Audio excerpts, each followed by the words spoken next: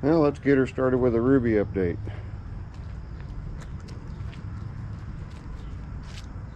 Ruby got new wheels and tires. And a guy in the neighborhood had a set of these. They're from the cat eye generation. What's that, 03 to 07. Had a set of the aluminum mags for just 125 bucks. And I thought, well, I can't go wrong there. And I was just going to swap the Goodyears onto it. And then I thought, you know what? Now I can have a winter set and a fair weather set. So we just went ahead and got some new Mastercraft Courser HXTs. They've got a real decent snow and mud tread, and I got new lug nuts and new centers. So that's a beautifying update on Ruby. Is there anything else? Still waiting on the oil analysis from the second oil change after 1,500 miles, and I have 0 drips now coming out from underneath it. So, like I say, not using Kelly anymore. We've got this to work on. It took a little hit in the back. You can see it's bent in right here, and it broke it loose at the top and came in and ran into the air filter. But this is in for service. This is Melinda's and doesn't have very many hours on it, 200 and some hours. Let's see here, 266 hours. So we're going to service that. We have to adjust the hydro levers. This is a different animal than the ones that you guys have seen me, like the Z655. This one is a Z540R. So things are a little bit different on this one. So there will be slightly different adjustments, and we'll show you those and we'll go through them. And then we'll do a quick wheel loader update for Sean, because there are 2 more. There's the Cub Cadet that came in, had a bad belt. I put a new belt on it, and Scott was using it, and it stopped moving on him again. I don't know if it just threw the belt, or it was an older stock belt that I had here, so it may just need a brand new belt. So we'll see what's going on with that. And then a Murray that I have worked on a number of times before. That's one of my buddy Larry's rentals riding mowers. Needs help again. It's kind of hard when you've got a renter that is kind of abusive on machines. They're constantly needing work. But at any rate, let me make some room in the shop. I've got everything jam packed in here. So let me get some things pulled out, and then we'll get busy on doing the service on this. So hang on. Alright, first thing I did, and what I usually do with zero turns, I took a foot plate off so I can get to the spindles and everything, get them cleaned off. And looks like these are tool-less. Okay, that's the difference between a commercial and a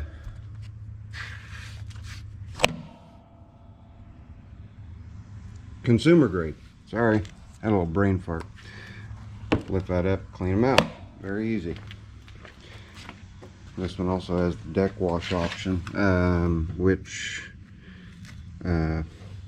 Melinda said she had not used, so we'll get all that grass out of there. But that just makes it easy. Okay. Then I took the battery cover off. The reason I took the battery cover off is because it has all the service interval information on it. Everything I need is right there. It just tells me everything. So I do need to get an air filter for it. I have the fuel filter and spark plugs. Need to pull the air filter cover, or the air diffuser, off the top of the engine and clean underneath. Do the general change the oil thing. Check the hydro levels. And I'm not sure what hot or cold levels are, but this one over here looks pretty low.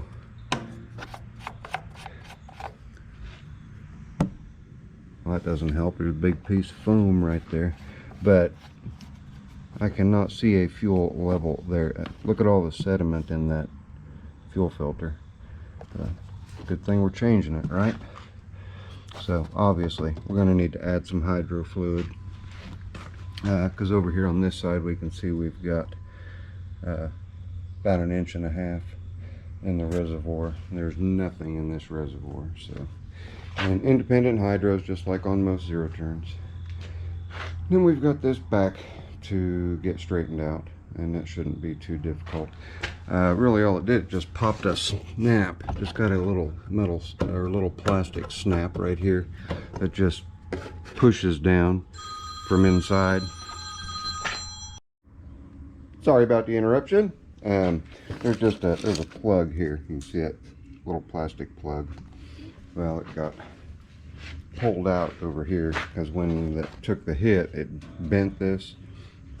So I'm just going to pull it off, tweak it, get it straightened out, and then I can put a nut and bolt in there, which isn't going to hurt anything at all.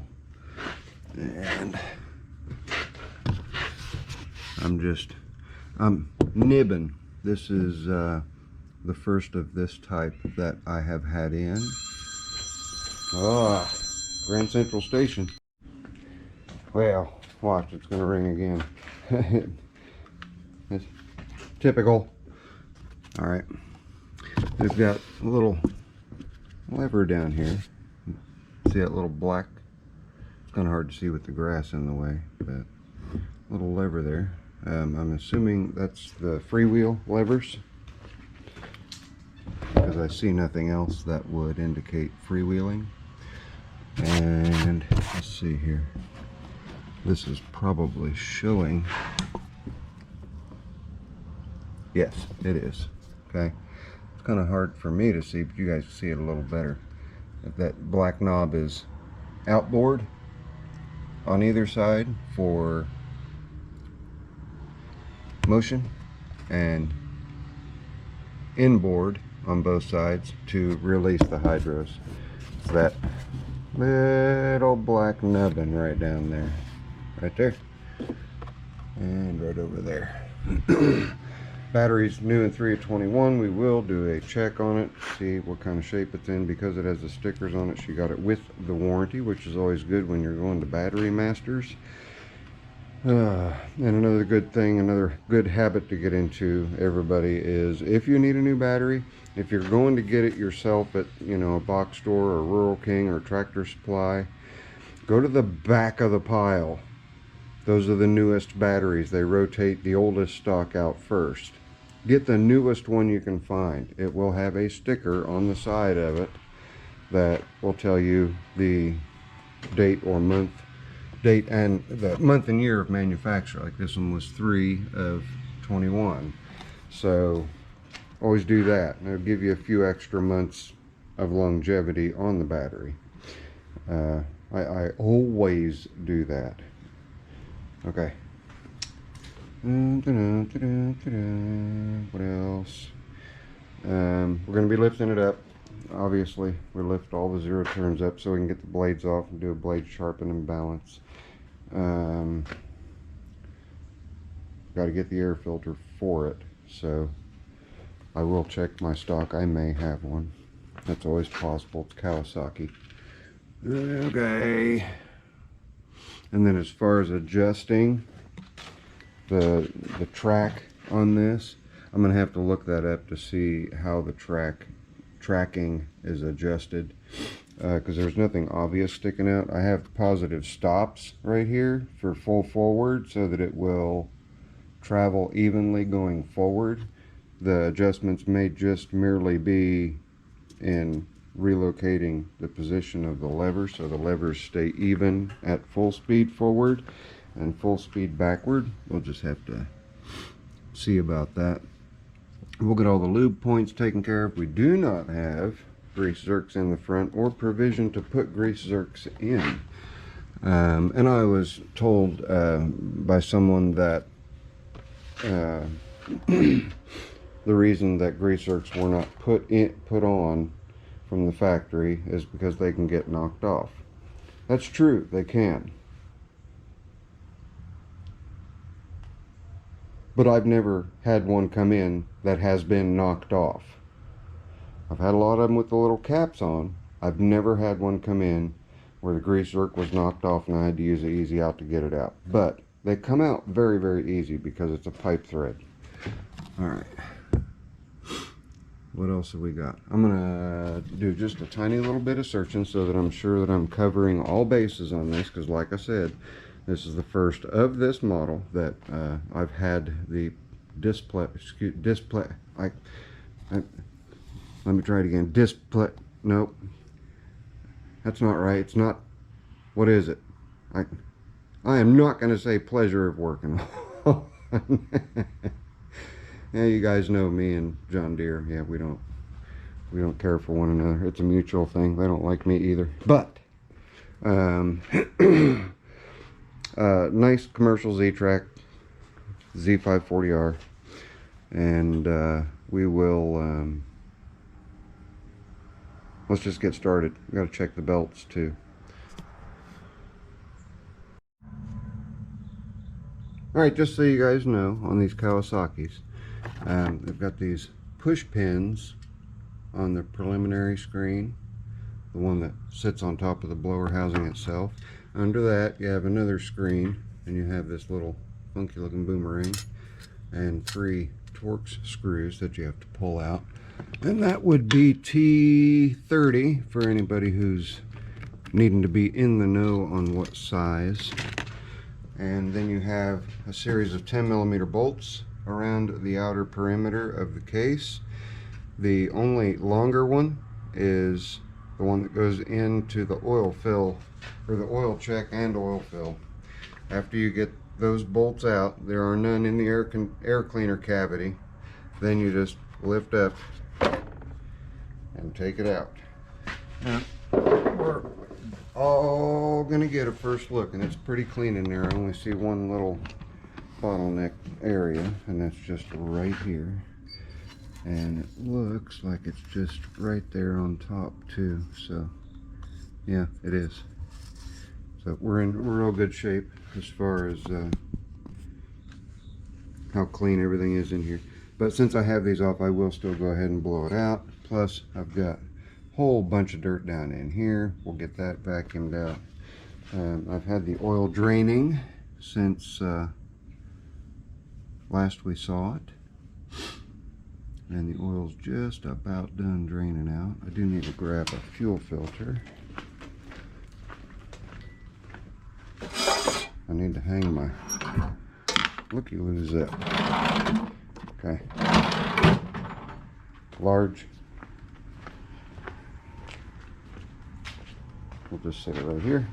That will remind me. And got our oil filter here, and it's a short filter, so I've got plenty of those up here on the pegboard wall. Now all I'm going to do, I'm just going to get in there and blow everything out. You guys don't need to see or hear that. And I'll get everything cleaned up, get the blower housing back on, and then we can put the new oil filter on. And you can still use your milk jug trick here, but the problem is how you get your milk jug in there. So when I get ready to take the oil filter off here, I'll see what works best for getting the milk jug, the cut up milk jug in there. You know what I'm talking about. I have way too much stuff in both corners.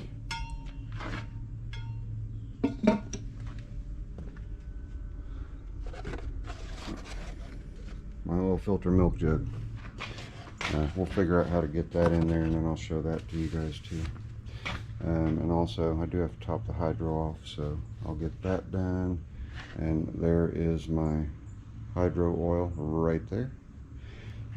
We will stick some of that in there and get that topped off, and we'll blow the grass and stuff out that, you know, is just accumulating in other areas. And then we're going to pop this off and straighten it out. And like I said, we're just going to put a bolt in here, because what will eventually happen is she'll be backing up, and she'll back up and catch this, because as you can see, it's right up against the tire. At one point she'll catch it, and it's just going to really ransack it. So better to get it straightened up than to just leave it like it is. As you can see, it's straight all the way up to here, and then it takes a turn in. And then as far as the air cleaner housing goes, where we've got our cracks, and she's got the duct tape on there, it looks like I can probably just get in there and plaster weld that. So we'll do the plaster weld thing on that. Yeah, fairly clean brakes. Yeah, we'll do the plasti weld. That way we won't have to have the duct tape on there, and it'll stay sealed up. This isn't actually the area right here that seals anyway, because that's just the intake tube. It just actually seals just only on the air filter itself, and the air filter is good, so I don't need to replace it. But let me get things blown out, then I'll bring you guys over to the bench and I'll plaster weld that, show you how that's done. Alright, we've got it situated, the air cleaner cover situated in the vise, holding things pretty close to being in the right position, and then I'll finagle it while I'm doing the little plasti weld. So all I'm using is one of these Weller 140/100 watt. You can see it starting to smoke there. Whoops, see it starting to smoke. I knew that was going to happen. Just sure as God made little green apples, I knew that's going to happen. I've got to kind of hold it up and down at the same time while I try to get a couple of stitches in it. So try to keep my hand out of the way as best I can. I'm just going to go right here, and by stitches I get this nice and hot, and I press down into the plastic like so.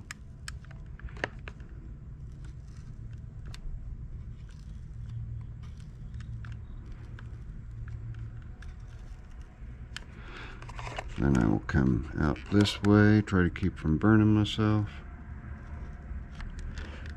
and get this crack here.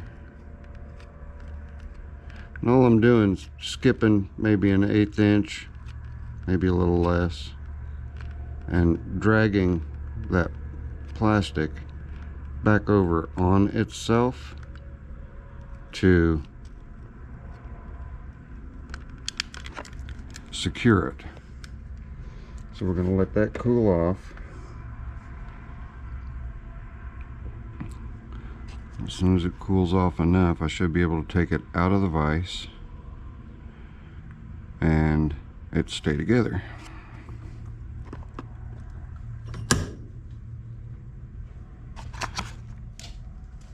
Okay, there we go. You can see it's staying together. So I'm going to go on around, finish the rest of the cracks, and then show you guys the end result. Alright, get out here where there's a little better light, and we'll show you inside there. We've got all the stitching done on the inside of all the parts that were cracked, and then since this doesn't have to be pretty, I went ahead and welded on the outside as well so that it will stay together. And that right, my finger can't get there, that right there is not a crack, it's just tape residue. So there we go, all back in one piece. Now we'll pull that back pan off and get it straightened out. Alright, we've got the shield off, and we can see how much it's tweaked since the bolts are not holding on to it anymore. This should pretty much be straight.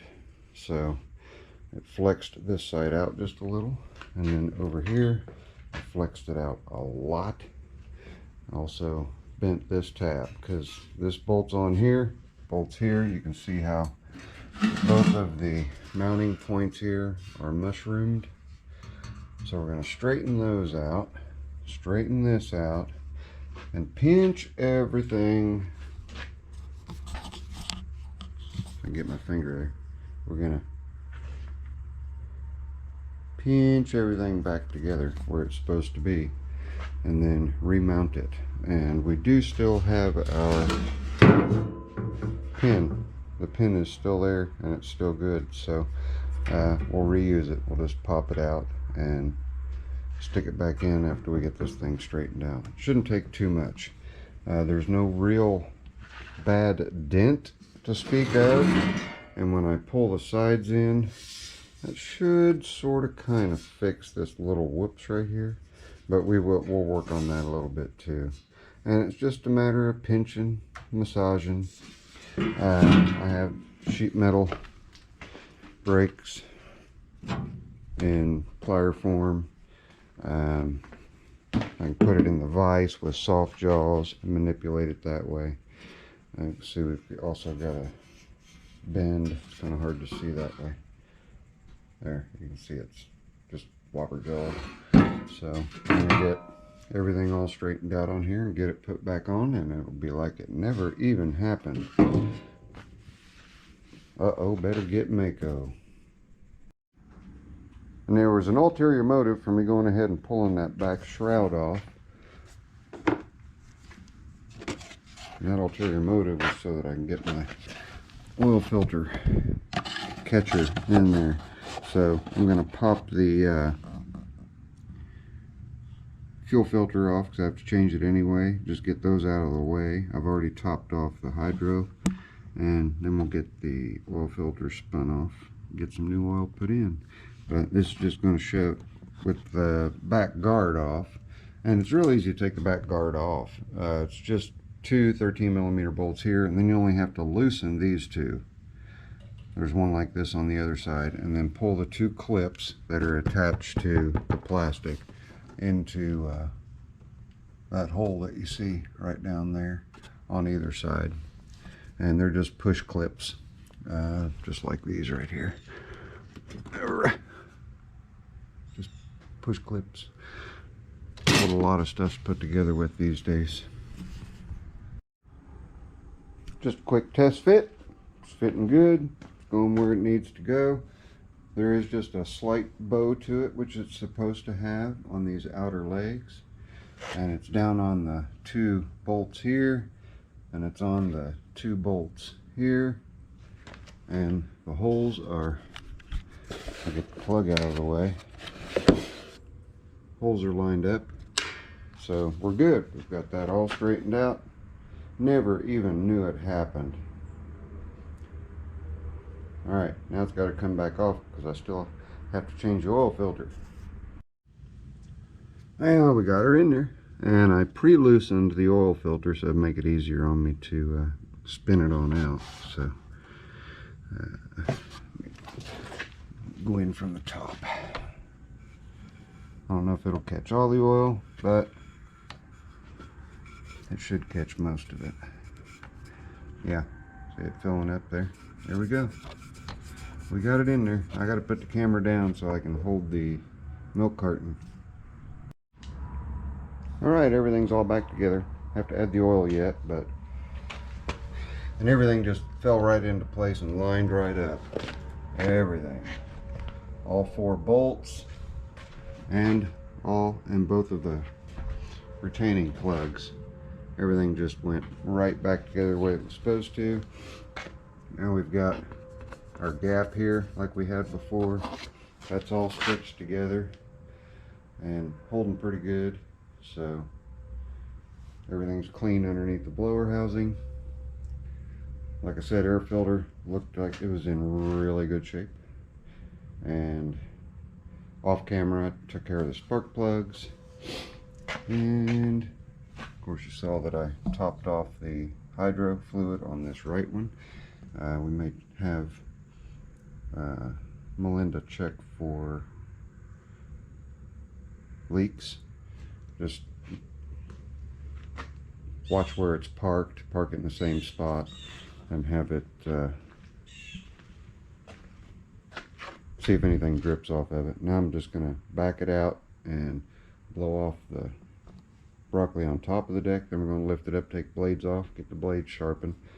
Then I'll go through and I'll oil every single pivot point like I do on all of them, just to make sure that everything is the way it's supposed to be. And Melinda had asked if it was normal for the deck to come up and almost touch the tires. When you pull it all the way up, yes. That's a short answer, because as soon as you let it down, you can see there's plenty of a gap and all the hangers are in their proper place, so everything's good as far as that goes. And we'll also grease the spindles, because these are greasable spindles. They do have zerks on them. So I'm going to get it blown off and pulled back in and up in the air, and then we'll kick the camera back on. Yep, blades are all sharpened up. Now all that's left to do is get up under the back side, or top side, and lube the spindles. And we've got another John Deere done without breaking any plastics. Alright gang, appreciate you. Thanks for hanging out. And like I said, there will be some content on the quick way coming up very shortly. And when it does, you guys will see it.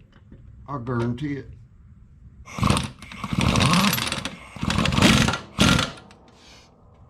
Got her?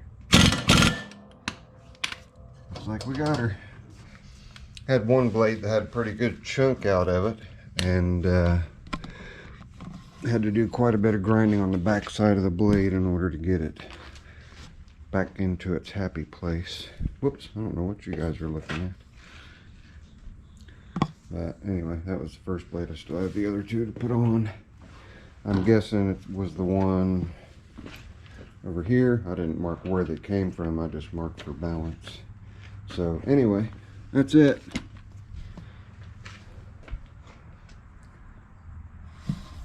That's your friendly neighborhood Zippo. I promise you guys, you will definitely see me on the next one. No doubt about it. And it'll be on the quick way. So, I'll see you when I see you. Later. Out of here. But wait. See, this is where paying attention pays off. If you will notice, that pulley is loose and it is wearing a groove into the deck. I don't know how long it's been doing that, but that definitely needs to be remedied. So we're not quite done yet. There, with the pulley removed, you can see it was starting to cut a groove in the deck. This thing only has 266 hours on it. Alright, so the bearing's junk. Hear that? Junk. After 266 hours. Way to go, John Deere.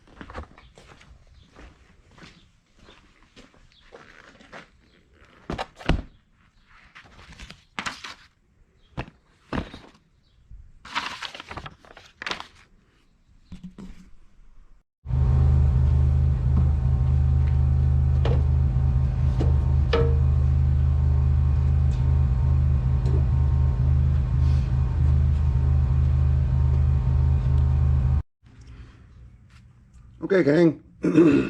I ordered and paid for the replacement pulley and the washer. This one's got some pretty nasty grooves in it. This was not available yet, so it's going to be here next Tuesday. I'm going to go ahead and put this one in with the new pulley so that Melinda can go ahead and mow, and then when I get that new part, I'll just run out there and throw it on. Let's get that up off of there. We have our lower bushing, and the lower bushing looks okay. I don't see any issues with it, other than there being a little bit of gunk on top of it. See if we can clean that off. May or may not have contributed to it.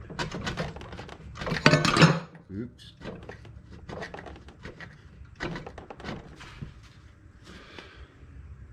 Alright, and this should just slip right over top of that. Let's see what we've got here.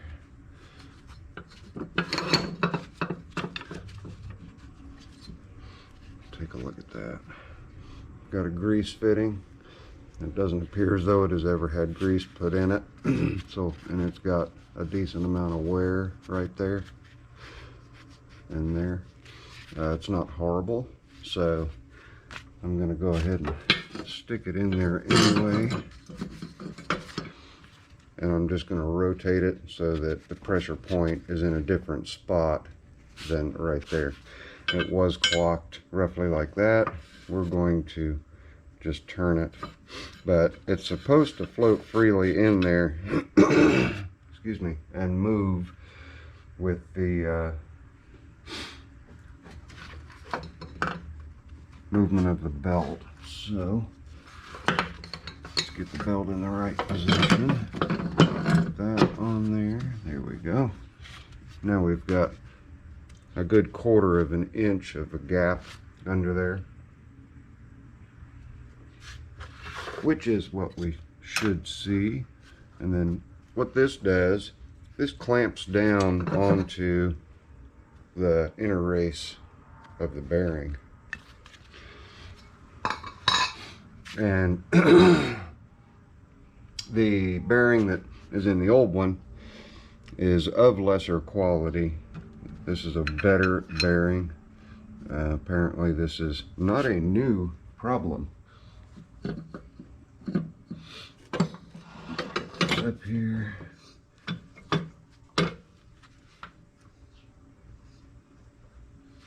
Get that centered, get that bolt in there.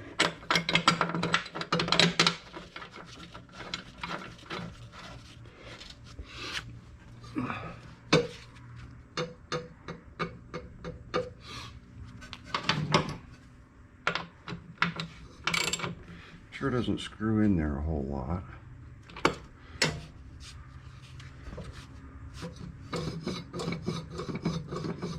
Well, that stays stationary, so we're going to clock that in a different position because it gets clamped down when you tighten the bolt. So we're moving it so that the pressure point is in a different spot. Let's see. When we're pulling on that, putting pressure back here, which is just about where it was located, and that's also where the grease is concentrated. So do we want to clock that closer to, yeah, let's clock that closer to that point, but still in a different spot. Oh, it's spinning on me. Hang on. Means I've got to compensate for that spin. There we go. Still plenty loose, still plenty loose. And then I called this a commercial. It is a consumer, but it's built a lot better than the Z655. That's just in my opinion. This spring just goes right over here on this hook. So to get it there, we just muscle it on. And that's how I got it up. Just pull, get it pulled over, and that's that. and everything feels good and tight. So like I say, when that washer comes in, we will just run back out to Melinda's, throw that washer in. Won't take but just a minute. So let me get the grease gun, we'll grease everything. Just keep you guys back out of the way. I love this air powered grease gun. My neighbor and buddy Dave figured I could use it more than he. He has come over and used it, which of course he's more than welcome to do. I need to make sure that I clean off all of those grease zerks. So clean that one. There's actually a provision right through the cover, so I don't need to worry about that. That one's clean. That one's clean. Let's get over the other one. I think I'm recording. Am I? Yup.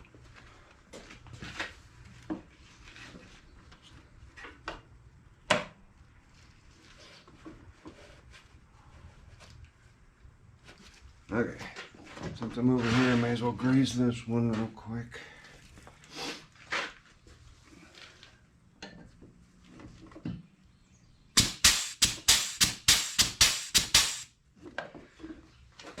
Recommended 5 pumps, center spindle.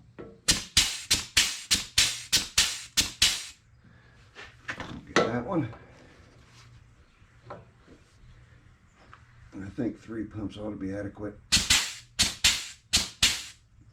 So we're not throwing grease all over everywhere. I'm gonna walk in front of you. Excuse me. Well, you guys sure do like to get up close and personal, don't you?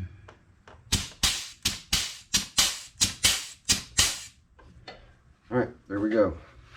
Now, I think that we can go ahead and say that this video is done.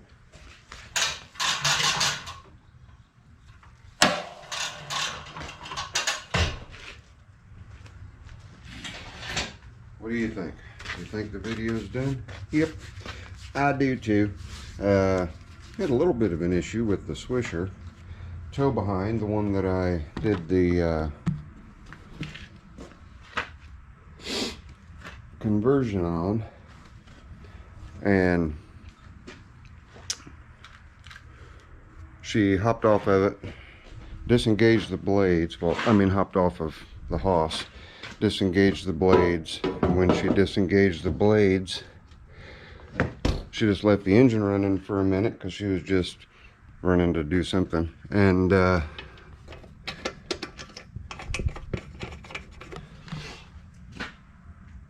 when she came back, let's get that zip down.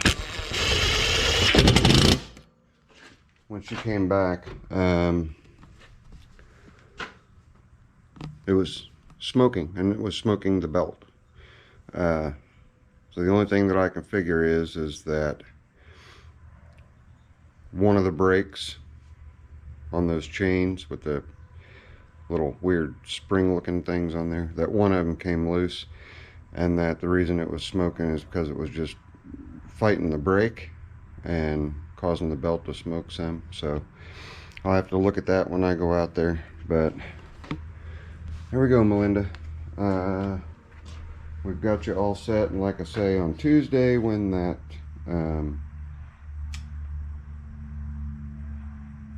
washer comes in, that specialty washer, I'll run out there and throw that on there.